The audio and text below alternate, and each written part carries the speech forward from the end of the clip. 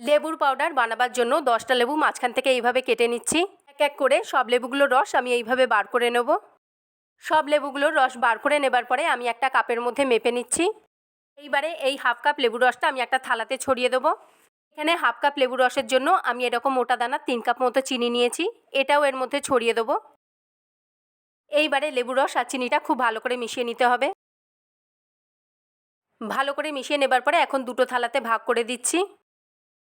এইবারে এইগুলো রোদে না দিয়ে ভালো করে পাখার হাওয়াতে শুকিয়ে নিতে হবে। 2 দিন পাখার হাওয়াতে খুব ভালো করে শুকিয়ে নেবার পরে চিনিগুলো এখন একদম শুকিয়ে ঝরঝরে হয়ে গেছে। এইবারে মিক্সির বাটিতে দিয়ে এগুলো গুঁড়ো করে নিচ্ছি। এইভাবে বানিয়ে অনেক মাস পর্যন্ত রেখে খেতে পারবেন। এখন এটা জলে গুলে দেখাচ্ছি কেমন হয়েছে। এই রেসিপির ফুল ভিডিও দেখতে চাইলে আমার চ্যানেলে দেওয়া আছে। দেখা হচ্ছে আরও একটি নতুন রেসিপির সাথে, ততক্ষণ ভালো থাকবেন।